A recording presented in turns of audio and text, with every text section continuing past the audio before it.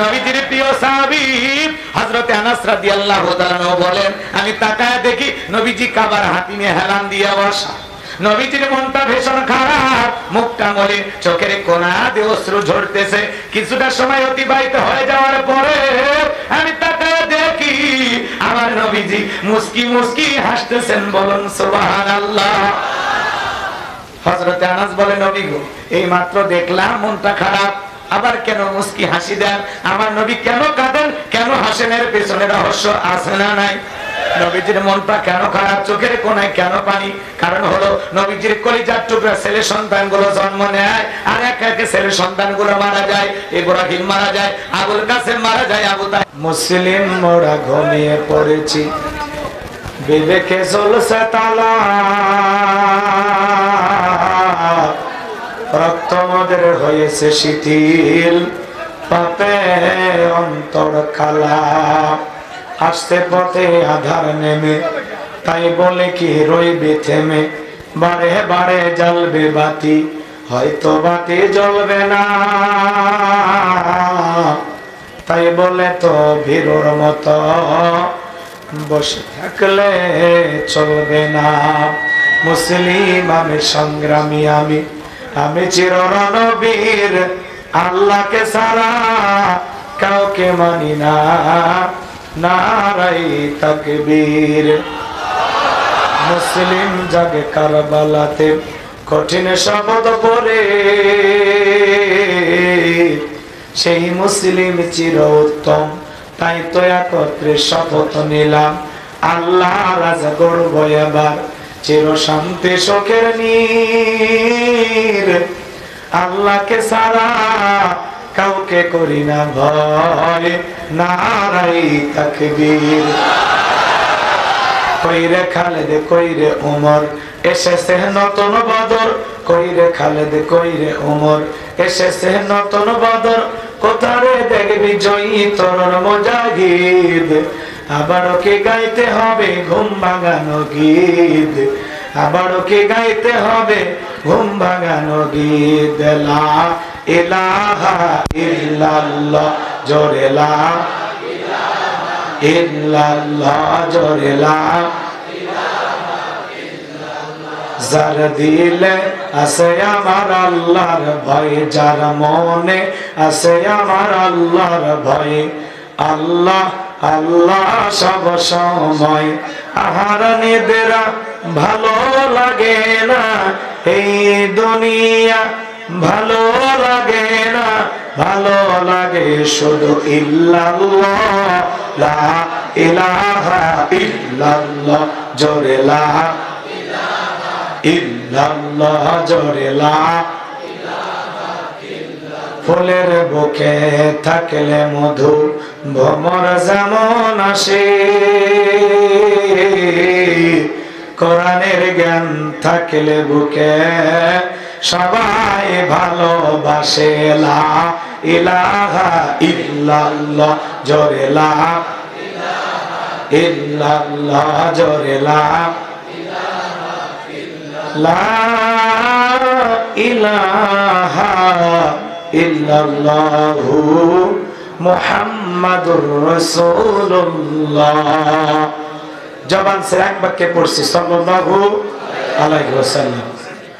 বাংলাদেশের ঐতিহ্যবাহী সিরাজগঞ্জ জেলার শাহজাদপুর থানার অন্তর্গত কৈজড়ি বাজার কেন্দ্রীয় জামে মসজিদের উন্নতিকল্পে আজকের এই 16তম ইসলামী জালসার সম্মানিত সুযোগ্য অনারেবল প্রেসিডেন্ট, বিশিষ্ট শিক্ষাবিদ, বিশিষ্ট সমাজসেবক, শ্রদ্ধাভাজন ব্যক্তিত্ব হাজী অ্যাডভোকেট মোহাম্মদ আব্দুল খালেক সাহেব, সভাপতি কৈজড়ি বাজার কেন্দ্রীয় জামে মসজিদ, প্রতিষ্ঠাতা অধ্যক্ষ কৈজড়ি উচ্চ বিদ্যালয় অ্যান্ড কলেজ। আল্লাহ পাক তার গোলামকে হায়াতে তৈয়বা সিয়াতে কুল্লিয়া দান করুন, সকলে বলুন আমিন। আজকের প্রোগ্রামের সম্মানিত প্রধান অতিথি, বিশিষ্ট রাজনীতিবিদ, শ্রদ্ধাভাজন ব্যক্তিত্ব, আপনাদের প্রিয় মানুষ ডক্টর এম এ মোহিত সাহেব, আল্লাহ পাক তার গোলামকে হায়াতে তৈয়বা সেতে কুল্লে দান করুন। সকলে বলুন আমিন। জনগণের খেদমতের জন্য আদর্শবান নেতা হিসেবে কবুল করুন। জোরে বলুন আমিন। আজকের এই প্রোগ্রামের বিশেষ অতিথিবৃন্দ, বেশ কয়েকজন মানুষের নাম লেখা রয়েছে। সকলের জন্য দিল থেকে দোয়া করছি। আল্লাহ পাক সকলের সম্মানকে বৃদ্ধি করুন। জোরে বলুন আমিন। আজকের এই প্রোগ্রামের অন্য অতিথিবৃন্দ আলোচনা রেখে ধন্য করেছেন আলহাজ মাওলানা মোহাম্মদ আব্দুল্লাহ আল মামুন সাহেব, কথা বলেছেন আলহাজ মাওলানা মোহাম্মদ জয়নুল আবেদিন সাহেব, কথা বলেছেন হযরত মাওলানা মোহাম্মদ তৌহিদুল আলম আনসারী সাহেব। সকল আলোচকের আলোচনা আল্লাহ পাক দ্বীনের জন্য, ইসলামের জন্য, কোরআনের খেদমতের জন্য কবুল করুন। সকলে বলুন আমিন। মঞ্চ উপস্থিত সম্মানিত উলামায়ে কেরাম, সামনে বসা পিতৃ সমতুল্য মুরব্বী বাবাজিরা, কলিজার টুকরা প্রাণপ্রিয় যুবক ভাইরা, ছোট্ট ছোট সোনামানিকেরা, পর্দার আড়ালের সম্মানিত অবলা সরলা আবেদা সালেহা মা ও বোনেরা, প্রশাসনের সম্মানিত পুলিশের ভাইয়েরা, ডিবির ভাইয়েরা, জাতির বিবেক প্রিয় সাংবাদিক বন্ধুগণ, বিভিন্ন রাজনৈতিক দলের সম্মানিত নেতা কর্মী ভাইয়েরা, সবাইকে নিয়ে আরেকটি বার সালাম দিচ্ছি। আশা করছি সকলে সালামের জবাব জোরে সোরে দেবেন। আসসালামু আলাইকুম ওয়া রাহমাতুল্লাহি ওয়া বারাকাতুহু। আমরা শুকরিয়া আদায় করতেছি সেই মহান রবের দরবারে, আল্লাহ পাক সুবহানাহু ওয়া তাআলা অত্যন্ত দয়া করে, করুণা করে, মায়া করে, মহব্বত করে, ভালোবেসে পছন্দ করে, অত্র এলাকা থেকে গণে গণে গণান্বিত করে, যাচাই বাছাই করে, শুধুমাত্র কেবলমাত্র কুরআনুল কারীমের মহব্বতে আজকের মাহফিল আসার বসা সুযোগ দান করেছেন। সে মহান রবের দরবারে সিজদাবনত চিত্তে কালিমাতুশ শুকর আদায় করে পড়ছি আলহামদুলিল্লাহ। হয় নাই কৃপণতা অলসতা দূর করে মুসলমান হিসেবে সিংহের মতো বাঘের মতো গর্জন দিয়ে আল্লাহর দেয়া জবান দ্বারা দুইটা ঠোঁট নাড়া চিৎকার মেরে বলুন আলহামদুলিল্লাহ। রব্বানা লাকাল হামদ হামদান কাসীরান তাইয়িবান মুবারাকান ফীহি। লক্ষ্য করি দরুদ সালাম মানবতার শ্রেষ্ঠ বন্ধু বিশ্বনবী বিশ্বনেতা যে নবী আইয়ামে জাহিলিয়াতের যুগে আগমন করে অসভ্য মানুষগুলোকে সভ্য বানিয়েছেন, অভদ্র মানুষগুলোকে ভদ্র বানিয়েছেন, কোরআন নামের সংবিধান দিয়া, কোরআনের রাজ কায়েম কইরা, সোনালী যুগ উপহার দিয়া মদিনার পাক ভূমিতে শায়িত আছেন। সে রাসূলের প্রতি কলিজা ভরা মহব্বত নিয়ে পড়ছি দরুদ ও সালাম। সকলেই পড়ুন সাল্লাল্লাহু আলাইহি ওয়াসাল্লাম। সম্মানিত ভাইরা, আজকের প্রোগ্রামে আসতে পেরে বসতে পেরে আপনারা খুশি না বেজার? কারা কারা বেজার দুই হাত তুলে দেখান। ওই যে মাঝে মাঝে হাত তুলেছেন, ঝোঁকে তালে হয়ে গেছে, তাই না? সব জায়গায় তালে তালে মিলালে বিপদ আছে না? না, খালি জোশ থাকলে হবে না, জোশের সাথে হুশও থাকা লাগবে।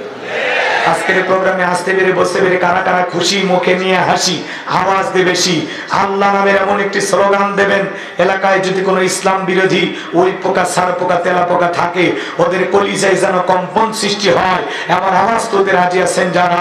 বীর মুসলমানের মতো দুটি হাত টান টান করে তুলে দেখান তো তারা। লিল্লাহি তাকবীর, লিল্লাহি তাকবীর, আল কোরআনের আলো, আল হাদিসের আলো, দুনিয়ার মুসলিম, সারা বিশ্বের মুসলিম, আমার নেতা তোমার নেতা, আমার নেতা তোমার নেতা, লিল্লাহি তাকবীর, আল কোরআনের আলো, আল হাদিসের আলো, দুর্নীতির আলো। হাতটা বেনার দেন তো, মাশাআল্লাহ, মারহাবা। আস্তে হাত নামান। অনেকে ঝোঁকে তালে বলেই ফেলেছেন দুর্নীতির আলো ঘরে ঘরে যাবে। বাংলাদেশে দুর্নীতি দমন কমিশন আছে না নাই? এরপরে দুর্নীতি কমেছে নাকি ডিজিটাল কার্ডে বেড়েই চলেছে? দিন যত বাড়াচ্ছে দুর্নীতির পাল্লা তত ভারী হচ্ছে, কথা বলে ঠিক কিনা? আমরা চাই আমাদের এই প্রিয় মাতৃভূমি বাংলাদেশ দুর্নীতি মুক্ত আল্লাহ কবুল করেন, ছিল বলেন আমিন। আমরা চাই আমাদের বাংলাদেশ মাদক মুক্ত আল্লাহ কবুল করেন, ছিল বলেন আমিন। আমরা চাই আমাদের বাংলাদেশ যৌতুক মুক্ত আল্লাহ কবুল করেন, ছিল বলেন আমিন।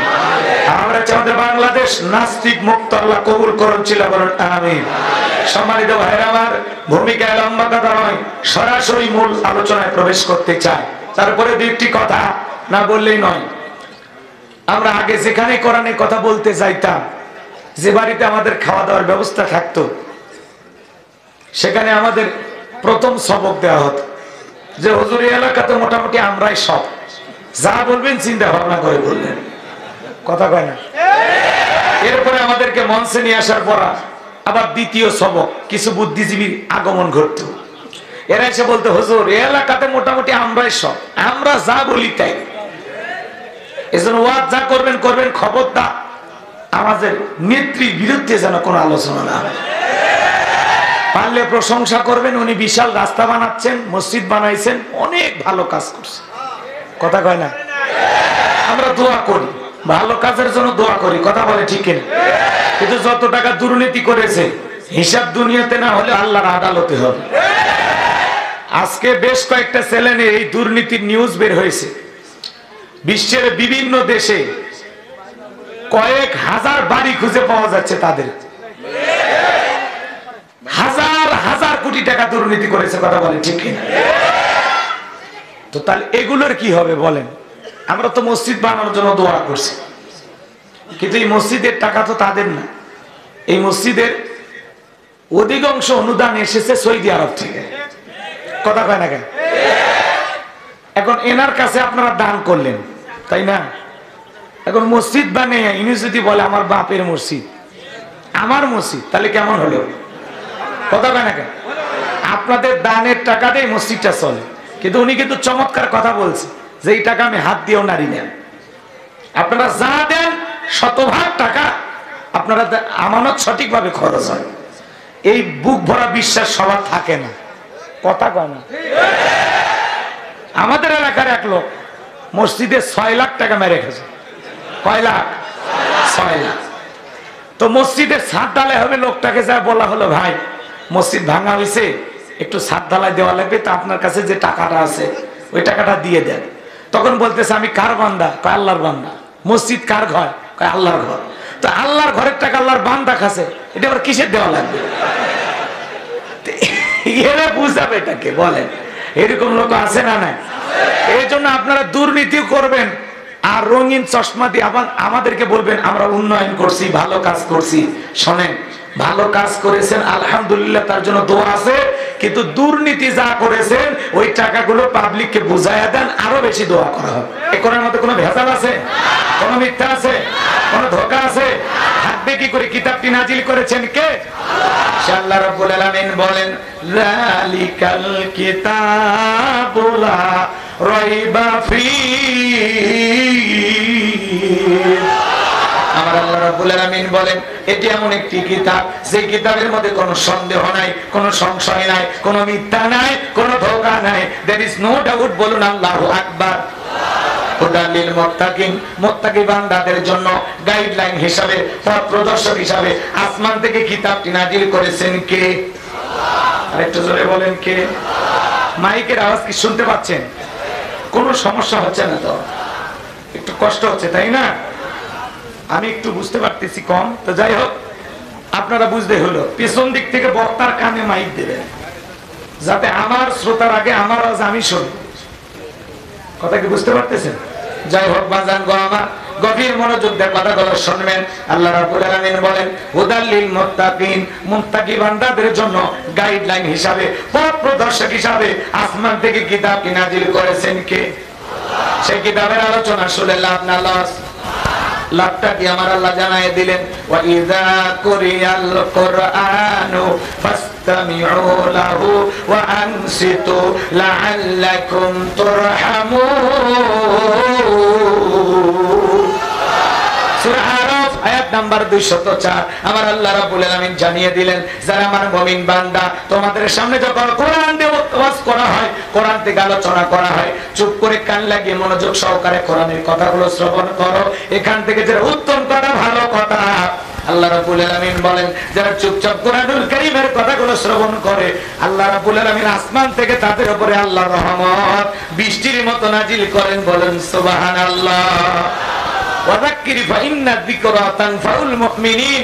সূরা জারিয়াত 55 নম্বর আয়াত। আল্লাহ ডেকে বলেন যারা মানে মুমিন বান্দা তাদের সামনে কোরআন দিয়ে ওয়াজ করলে এই ওয়াজগুলো এই উপদেশগুলো তাদের উপকারে আসবে, বলেন সুবহানাল্লাহ। তাহলে ওয়াজ শুনে প্যান্ডেলে রাখবেন নাকি বাড়ি পর্যন্ত নিয়ে যাবেন? আমলের নিয়তে বাড়ি পর্যন্ত নিয়ে যাবেন তো ইনশাআল্লাহ। আল্লাহ কবুল করুন। সূরার নাম কাউসার। জোরে বলেন কি নাম? আরো জোরে। অনেকে ভাবতেছেন হুজুর এই সূরা থেকে ওয়াজ করবেন, এটা যদি বুঝতাম কষ্ট করে আপনার মাহফিলে আসতাম না। আচ্ছা বলেন তো বাজান, পরিচিত পথে পথ চলতে সহজ না কঠিন? পরিচিত মানুষের সাথে কথা বলে ভালো লাগে না খারাপ লাগে? একটু কথা বলে সহযোগিতা করলেন। আমি করবো আওয়াজ, আপনারা দেবেন আওয়াজ, জবাব দিবেন ঠিক ঠিক, আলোচনা হবে কমপ্লিট। শ্রোতাদের স্পিরিটে বাড়ে বক্তার হিট, আলোচনা হবে জায়গা মতো ফিট।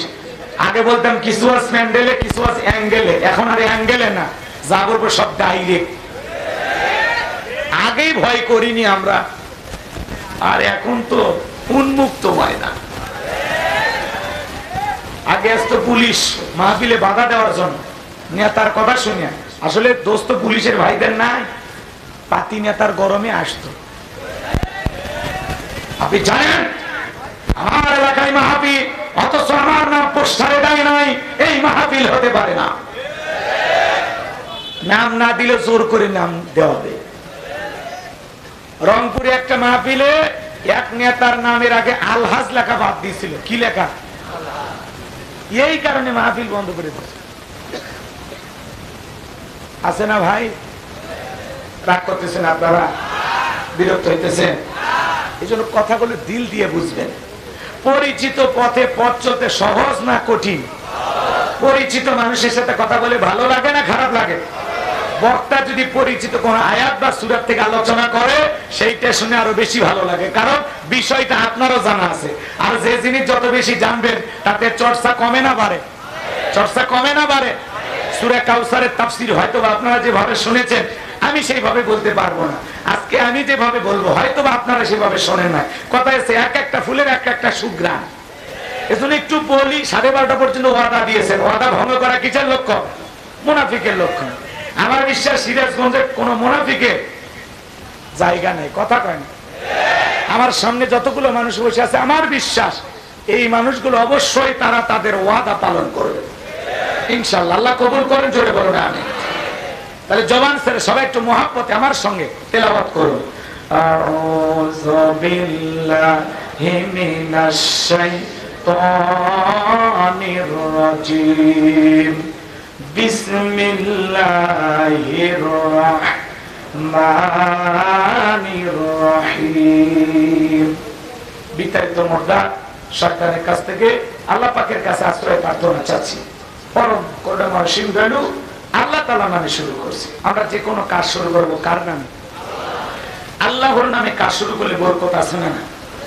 বিসমিল্লাহর পাওয়ার কত জানেন? ছোট্ট একটা কথা যদি 2 মিনিটে বলি, রাগ যদি না করেন বলবো। এই যে আপনারা যেরকম শুনতে আসছেন, পাশে মহিলা প্যান্ডেল আছে না, তো আল্লাহর এক বুজুর্গ গোলাম তিনি ওয়াজ করতেছেন। তো এই প্যান্ডেলের পাশ দিয়ে একটা হিন্দু মেয়ে হেঁটে যাচ্ছে। মেয়েটা কৌতূহলে চিন্তা করলো, দেখি তো মুসলমানেরা কি বলে, একটু যায় শুনে আসে। একটা হিন্দু মেয়ে তখন মহিলা প্যান্ডেলে বসে আলোচনা শুনতেছে। আল্লাহ সে বুজুর্গ গোলাম আলেম বান্দা ওয়াজ করতেছেন আর বলতেছেন, কুল হুয়াল্লাহু আহাদ। হে নবী আপনি বলুন আল্লাহ এক, আল্লাহ অদ্বিতীয়। মেয়েটা বুঝতে পারলো সৃষ্টিকর্তার নাম আল্লাহ। জোরে বলেন, কি বুঝতে পারলো? সৃষ্টিকর্তার নাম আল্লাহ। সেই বুজুর্গ গোলাম আলোচনা করতে করতে এক পর্যায়ে তিনি বললেন, ইন্না দীনা ইনদাল্লাহিল ইসলাম। নিঃসন্দেহে আল্লাহ তাআলার কাছে শুধুমাত্র কেবলমাত্র একটি ধর্মই মনোনীত, সেই ধর্মের নাম কি? ইসলাম। ইসলামই আল্লাহ তাআলার কাছে একমাত্র মনোনীত ধর্ম। কথা বলেন ঠিক কি না? তাহলে আমরা মুসলমানের ঘরে জন্ম নিই, ইসলাম ধর্ম পেয়ে, বিশ্বনবীকে পেয়ে, কোরআন পেয়ে খুশি না বেজার? তাহলে একটু জোরে বলেন আলহামদুলিল্লাহ। এবার হিন্দু মেয়েটা বুঝতে পারল সৃষ্টিকর্তার নাম আল্লাহ, পৃথিবীর শ্রেষ্ঠ ধর্মের নাম ইসলাম। মেয়েটা দেরি করলো না, কালেমা পড়ে মুসলমান হয়ে গেল। বিসমিল্লাহর ফজিলত নিয়ে তিনি আলোচনা করেছেন। মেয়েটা উঠতে বসতে বিসমিল্লাহ পাঠ করে, উঠতে বসতে বিসমিল্লাহ পাঠ করে। হঠাৎ করে মেয়েটা আমার বুঝতে পেরে জিজ্ঞাসা করে, মা ফিসফিস করে কি যেন পড়লা? মেয়েটা ডেকে বলে, মা কয়েকদিন আগে মুসলমানদের মাহফিলে গিয়ে কোরআনের কথা শুনতে গিয়ে আমি বুঝতে পেরেছি সৃষ্টিকর্তার নাম আল্লাহ, শ্রেষ্ঠ ধর্মের নাম ইসলাম। আমি আর দেরি করি নাই, কালেমা পড়ে মুসলমান হয়েছি। মা এবার বলে, সর্বনাশ করেছিস, এখনো সময় আছে, ইসলাম ধর্ম ত্যাগ করে বাপ দাদা ধর্মে ফিরে আসো। মেয়েটা ডেকে বলে, মা যত কথাই বলো, ইসলাম মানতে গিয়ে যে আমি স্বাদ পেয়েছি, যে মজা পেয়েছি, আমার পক্ষে ইসলাম ধর্ম ছাড়া সম্ভব নয়, বলুন সুবহানাল্লাহ। এইবার রাত্রিবেলায় তার স্বামী চলে আসছে, ডেকে বলে, স্বামী জানো না আমাদের একমাত্র মেয়েটা কালেমা পড়ে মুসলমান হয়েছে, তাই নাকি? মেয়েকে ডাক দাও। জিজ্ঞাসা করে, মা এসব কি শুনছি, তুমি নাকি মুসলমান হয়েছ? ডেকে বলে, হ্যাঁ আব্বা, আপনি যা শুনেছেন সত্য। ডেকে বলে, মা সমাজের মানুষ যদি জানতে পারে বংশের মুখে চুনকালি পড়বে, লজ্জায় মুখটা দেখাইতে পারবো না। মা ও মা তোর হাতে পায়ে ধরি, মা দয়া করে ইসলাম ধর্ম ত্যাগ করে আবার আমাদের পূর্বপুরুষের ধর্মে ফিরে আসো। মেয়েটা ডেকে বলে, বাবা যত কথাই বলো, আমার পক্ষে ইসলাম ধর্ম ছাড়া সম্ভব নয়। বাবা রাগান্বিত হয়ে মেয়েটার গালে একটা থাপ্পড় বসায় দিল। মেয়েটা কাঁদতে কাঁদতে বলে, বাবা যত খুশি আঘাত করতে পারো, আমার পক্ষে ইসলাম ধর্ম ছাড়া সম্ভব নয়। চিৎকার মেরে বলুন আল্লাহু আকবার। আমার ভাইরা পরের দিন সকালবেলায় এই ব্যক্তি বাদশার দরবারে চলে গেছে। ওই দেশের যিনি বাদশা ছিল, তার সিলমোহর মারা আংটিটা এই ব্যক্তির হাতে দিয়ে দিয়েছে। ওই দেশের নিয়ম হলো, বাদশার সিলমোহর মারা আংটিটা যার হাতে থাকবে, কোনো কারণে যদি আংটিটা হারিয়ে যায়, বাদশার আংটি হারানোর অপরাধে বাদশা তাকে ফাঁসি দিয়ে মারে। এই ব্যক্তি ডেকে বলে, বাদশা আপনার আংটিটা বাড়িতে নিয়ে যেতে পারি, যদি কোনো কারণে হারিয়ে ফেলে দেন আপনি তো আমাকে ফাঁসি দিয়ে মারবেন। আবার আপনি এত বড় মানুষ, আংটিটা দিয়েছেন, ফেরত দেই কেমনে? যদি মনে কিছু না নেন, আংটি হেফাজতের দায়িত্ব আমি আমার মেয়ের কাছে দেব। বাদশা ডেকে বলে, আমার কোনো আপত্তি নেই, তবে মেয়েটাকে অবশ্যই অবগত করবেন, আপনার মেয়েটাকে দেশের আইন সম্পর্কে অবগত করবেন, আপনার মেয়ের কাছ থেকে যেন আংটি হারিয়ে না যায়। এইবার লোকটা আংটি নিয়ে চলে গেল, বাড়িতে মেয়েটার হাতে দিলেন, আর দেখে বলে, মা এসব এইটা বাদশার সিলমোহর আংটি, খবরদার তোমার কাছ থেকে যেন হারিয়ে না যায়। মেয়েটা বিসমিল্লাহির রহমানির রহিম বলে পকেটের ভিতরে আংটিটা রেখে দিল, জামার পকেটে আংটিটা রাখলো। বাবা দেখলো রাতের বেলায় যখন মেয়েটা ঘরের মধ্যে চলে গেছে, বাবা কৌশলে মেয়ের ঘরের ভিতরে প্রবেশ করে জামার পকেট থেকে আংটিটা নিয়ে বাড়ির পাশে নদী ছিল, নদীর ভিতরে ছুঁড়ে মারছে। আর মনে মনে ভাবতেছে, রে মেয়ে, আমি যখন তোমার কাছে আংটি চাবো, যখন তুমি বাদশার সিলমোহর মারা আংটিটা দিতে পারবা না, বাদশার আংটি হারানোর অপরাধে বাদশা তোমাকে ফাঁসি দিয়ে মারবে। তুমি যে মুসলমান হয়েছো এ কথা প্রকাশও পাবে না, আমার বংশের মুখে চুনকালি পড়বে না। আপন বাবা হয়ে মেয়ের বিরুদ্ধে ষড়যন্ত্র করলেন, কারণ একটাই, মেয়েটা মুসলমান আর বাবা হলো বেঈমান। ইসলাম মানতে গেলে আপন পিতাও সন্তানের শত্রু হয়ে যায়। ইব্রাহিম আলাইহিস সালামের বাবা আজর ঠাকুর কি শত্রু হয় নাই? ইব্রাহিম আলাইহিস সালামকে ডেকে বলে, তুমি আমার দেবতার বিরুদ্ধে কথা বলো, হ্যাঁ তুমি আমার খোদা নমরুদের বিরুদ্ধে কথা বলো, এই বাড়িতে আর তোমার জায়গা হবে না, তুমি চলে যাও। ইব্রাহিম আলাইহিস সালামকে বাড়ি থেকে তাড়িয়ে দিয়েছেন, কথা বলে ঠিক না? ইসলাম মানতে গেলে ভাইও বিরোধিতা করে, ইউসুফ আলাইহিস সালামের ভাইয়েরা, কথা বলে ঠিক না? রাগ কইরেন না, দিল দিয়ে কথাগুলো বুঝবেন। এইবার আপন বাবা হয়ে মেয়ের বিরুদ্ধে ষড়যন্ত্র করলেন, আংটিটা নদীর ভিতরে ছুঁড়ে মারছেন, যাতে বাদশার আংটি হারানোর অপরাধে বাদশা মেয়েটাকে ফাঁসি দিয়ে মারে আর তার ঝামেলাটা মিটে যায়। আমি কি ঘটনাটা পুরোটাই বলবো? আপনারা শুনতে চান? কারা কারা একটু হাত তোলে তো বাজান, লিল্লাহি তাকবীর, হাত নামান। তাহলে কোন সূরা? কাউসার। একটু দিল থেকে কণ্ঠটা নাড়ায়, সকলের মুখস্থ আছে না? একটু আমার সঙ্গে তিলাওয়াত করুন। ইন্না আ'তাইনাকাল কাউসার ফাসাল্লি লিরাব্বিকা ওয়ানহার ইন্না শানিয়াকা হুয়াল আবতার। আল্লাহু আকবার।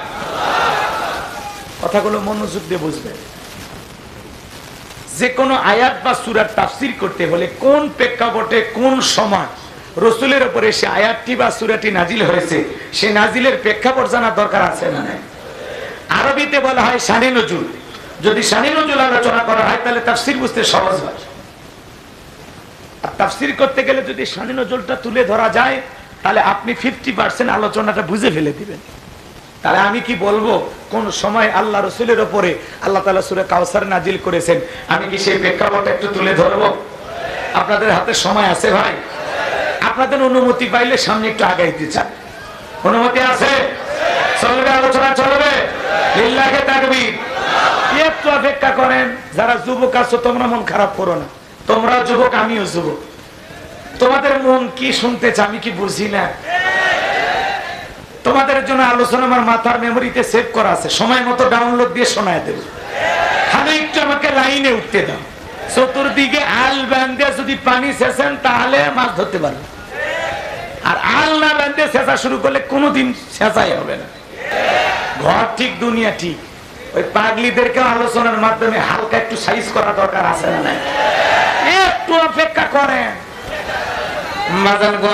মন খারাপ করবেন না, সামনের দিকে যায়। তাহলে নবীজির উপরে আল্লাহ তাআলা কোন প্রেক্ষাপটে কোন সময় সূরা কাউসার নাজিল করেছেন, নাজিলের সময় কালটা একটু বলা দরকার আছে না নাই? একটা সন্তানগুলো মারা যায়। নবীজির কাছের চাচা নাম হলো আবুল হাব, ডেকে বলে ভাতিজা, তোমার বংশী ভাতিজারাও কেউ থাকলো না, তুমি একটা লেজ কাটা, তুমি একটা নির্বংশ করে কন্যা। উযুবিল্লাহ। আপনারাই বলুন বাজান, আল্লাহ না করুক আপনার আমার সন্তান যদি মারা যায়, কাছের আত্মীয় স্বজনদের উচিত বিপদের দিনে সান্ত্বনার বাণী শোনানো। বাবা তুমি সবর করো, ধৈর্য ধারণ করো, জীবন মৃত্যুর মালিক আল্লাহ। আল্লাহ সন্তান দিয়েছে, আল্লাহ নিয়েছে, মন খারাপ করো না। আল্লাহ যদি চায় বছর না ঘুরতে আবারও তোমাদের কোল আলোকিত করে সন্তান দিতে পারেন, তিনি কে? তাহলে কাছের মানুষদের উচিত বিপদের দিনে সান্ত্বনা দেওয়া, সবরের ওয়াজ করা, ধৈর্যের ওয়াজ করা। কিন্তু নবীর চাচা আবুল হাব এতটাই খারাপ, নবীকে বলে তুমি লেজ কাটা, তুমি নির্বংশ, তুমি একটা হাত করে জোরে কর নাউযুবিল্লাহ। যদিও রাসূলের 4টা কন্যা সন্তান জীবিত ছিল, এরপরেও এই সমালোচনাগুলো আবুল হাব করতেছে। মনে রাখবেন আবু জেহেলের চাইতে কিন্তু আবুল হাব বেশি খারাপ। কথা কয় না কেন? আবুল হাবের নামে আল্লাহ সূরা দিয়েছে কিন্তু আবু জেহেলের নামে সূরা নাজিল হয়নি। তার মানে কি বুঝবেন? এই আবুল হাব হলো সবচেয়ে বেশি খারাপ। নবীকে কি বলে? হাত করে, লেজ কাটা, তোমার বংশে বাতি জানার কেউ নাই। তাহলে একটা মানুষের এমনিতে বাচ্চা মারা গেছে, তার উপর যদি এই কথাগুলো বলা হয়, এইভাবে টিটকেরি মারা হয়, ঠাট্টা বিদ্রুপ করা হয়, সমালোচনা করা হয়, এতে মনের কষ্ট কমে না? আবার নবীজির ছেলের সন্তানগুলো কেন মারা গেল? অনেক পয়গম্বরের সন্তান জীবিত ছিলেন, কিন্তু বিশ্বনবীর একটা ছেলের সন্তান কেন জীবিত থাকলো না? আল্লাহ তাআলা কেন তাদেরকে শিশুকালে উঠিয়ে নিলেন? এর পিছনেও কারণ আছে না নাই? নবীজির একটা ছেলে কেন যৌবন পর্যন্ত আল্লাহর এই দুনিয়ায় জীবিত থাকলো না? এর পিছনে কারণ আছে না নাই? নবীর উম্মত হিসেবে জানতে মনে চায় না? নবীজির ছেলে সন্তানগুলো কেন শিশুকালে মারা গেল? এর পিছনে কারণ আছে 3টি। জোরে বলেন কয়টি? কারা কারা শুনবেন? 2 হাত তুলে বলেন। শুনবেন তো ইনশাআল্লাহ? লিল্লাহি তাকবীর। আপনারা নবীর উম্মত হিসেবে আমাদের জানা দরকার রাসূলের ছেলেগুলো কেন জীবিত থাকলো না, কি সেই 3টি কারণ, কি সেই 3টি রহস্য জানার দরকার আছে না নাই? এক জায়গায় ওয়াজ করলাম, ভাই বলেন তো আমাদের নবীর নাম কি? বলে হুজুর আব্দুল কাদের জিলানী। পীর সাহেবের নাম মুখস্থ আছে কিন্তু কপাল পোড়া, রাসূলের নামটা বলতে পারে না। এরকম মুসলমান আছে না নাই? রাগ করবেন না বাবাজিরা আমার। কেন মারা গেলেন সন্তানগুলো, কি সেই 3টি কারণ যদি আমি বলি তাহলে 3 নাম্বার আয়াতের আলোচনা করা লাগবে। আমি কি 1 নাম্বার আয়াত বাদ দিয়ে 3 নাম্বারে যাব, নাকি আস্তে আস্তে শুরু করা যাক? ধৈর্য আছে তো ভাই? ধৈর্য আছে তো ভাই? গভীর মনোযোগ দিয়ে কথাগুলো শুনে যান বাজান গো আমার। একে তো সন্তান হারানোর ব্যথা, অন্যদিকে আপন মানুষদের সমালোচনা, আবার সাহাবায়ে ইকরাম যারা ইসলাম ধর্ম গ্রহণ করে কাফের বেঈমানরা তাদের উপর নির্যাতন জুলুমের স্টিম রোলার চালায়। হযরতে বেলাল তখনও কালেমা পড়ে মুসলমান হন নাই। নবীজি রাতের বেলায় দারুল আরকামে বসা, হযরতে বেলাল বিশ্ব নবীর দরবারে উপস্থিত হয়ে গেলেন। নবীজির চেহারার দিকে তাকাইয়া হযরতে বেলাল ডেকে বলেন, নবী গো, আপনার চাইতে সুন্দর মানুষ আমি জীবনে কোনোদিন দেখি না। একটু জোরে বলেন না সুবহানাল্লাহ। আপনার আমার নবী কতটা সুন্দর ছিলেন জানেন? হযরতে জাবের রাদিয়াল্লাহু তাআলা বলেন, পূর্ণিমা রাত আমি রাসূলের বাড়িতে গিয়েছিলাম, সেদিন দেখেছিলাম চাঁদ উদয় হয়েছে দুইটা, একটা চাঁদ আসমানে আর একটা চাঁদ জমিনে। হযরতে জাবের রাদিয়াল্লাহু তাআলা বলেন, আমি একবার আকাশের চাঁদের দিকে তাকাই আর একবার বিশ্ব নবীর চেহারার দিকে তাকাই। হযরতে জাবের বলেন, ওই আকাশের পূর্ণিমার চাঁদের চাইতেও বিশ্ব নবীকে আমার কাছে বেশি সুন্দর মনে হয়। আপনার আমার নবী কতটা সুন্দর ছিলেন জানেন?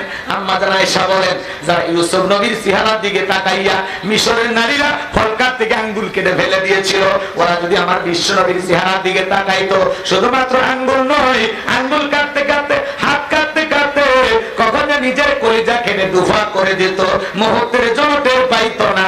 আপনার আমার নবী এতটাই সুন্দর। আম্মা জান আয়েশা আরো বলেন, ও দুনিয়ার মানুষ, তোমাদের একটা সূর্য আছে, আমি আয়েশার একটা সূর্য আছে। তোমাদের সূর্য উদয় হয় দিনের বেলায়, আর আমি আয়েশার সূর্য উদয় হয় রাতের বেলায়। করে বলেন মারহাবা। আম্মা জান আয়েশা একদিন সেলাইয়ের কাজ করতেছিলেন, হাত থেকে সুইটা পড়ে গেল, বাতিতে কোনো তেল ছিল না, বাতি জ্বালাইতে পারলেন না, অপেক্ষায় বসে থাকলেন। বিশ্বনবী যখন এশার সালাত আদায় করার পরে ঘরের ভিতরে প্রবেশ করলেন, নবীজি ঘরে ঢুকে সর্বপ্রথম আম্মা জান আয়েশাকে সালাম দিলেন। নবী ঘরে ঢুকে স্ত্রীকে কি দিলেন? তাহলে আপনি আমি যখন বাড়িতে ঢুকবো, বউকে সালাম দেওয়া দরকার আছে না নাই? রাসূলের সুন্নাত প্রত্যেকটা ঘরে চালু থাকা দরকার আছে না নাই? তাহলে বাড়িতে যখন প্রবেশ করবেন বউকে সালাম দিবেন, আসসালামু আলাইকুম রহিমা, কেমন আছো সোনা, ঘরের দরজাটা খোলো না, আমি তোমার লিটনের বাপ, তোমার দিওয়ানা। বউ খুশি হয়ে দরজা খুলবে, কথা বলে ঠিক কিনা? কিন্তু আমাদের ব্যবহার এত ভালো না, আমরা রাগান্বিত হয়ে যাই, বাড়ির দরজা যায় সেই রাগ দেখায়, এ রুমের বাইরে দরজা খোল, বেশি দেরি হলে দরজা ভেঙে ফেলে দিয়া তোর পিঠের উপর আজকে যে হবি রে, ভিতরের বউ বলে রে স্বামী না সেখানে আসরাই সব রাগ বইয়ের উপর ছাড়া। এরকম পুরুষ আছে না নাই? ভাই ভাই, বউকে যা সালাম দিবেন, কি দিবেন? কথা কয় না, রাগ করতেছেন আপনারা? প্রথমে সালাম দিবেন। সালাম আছে যেখানে শান্তি আছে, সালাম আছে যেখানে সমাধান আছে। আরে ভাই, অনেক বড় বড় ঝামেলা একটা সালামের মাধ্যমে সমাধান হয়ে যায়। স্বামী স্ত্রীর মধ্যে সালাম আদান প্রদান হলে একে অপরের প্রতি শ্রদ্ধা, ভক্তি, বিশ্বাস, ভালোবাসা বেড়ে যায়। বলেন আল্লাহু আকবার। দাম্পত্য জীবনে সুখ আর শান্তি যদি পেতে চান, রাসূলের 4টা সুন্নাত আমল করা লাগবে। প্রত্যেকটা স্বামী স্ত্রী যদি ঘরে ঘরে 4টা সুন্নাত আমল করে, কোনো তাবিজ লাগবে না, হুজুরের পানি করা লাগবে না, সম্পর্ক মৃত্যু পর্যন্ত টিকে থাকার গ্যারান্টি। বিনা পয়সায় বলে দিয়ে যাবো। রাগ করতেছেন নাকি? এই 4টা সুন্নাত আপনারা শুনবেন, খুবই জরুরি। 4টা রোমান্টিক সুন্নাত, শুনলে পাগল হয়ে যাবে। রাগ করতেছেন আপনারা? এখন বললে আলোচনা এলোমেলো হয়ে যাবে, শেষের দিকে মনে করায় দিবেন ইনশাআল্লাহ। এবার শোনেন, বউ সালাম দিবেন, যদি লোকজন না থাকে বইয়ের হাত ধরে মুসাফা। কথা কয় না, কার হাত? এই যুবক কথা বলো, কার হাত? বইয়ের হাত। পাশের বাড়ি ভাবির হাত না ধরলে ঝাঁপা দিয়ে পিটাবে। বইয়ের হাত ধরে মুসাফা করবেন। একেবারে যদি ময়দান ফাঁকা থাকে, কোলাকুলিও সেরে নেবে।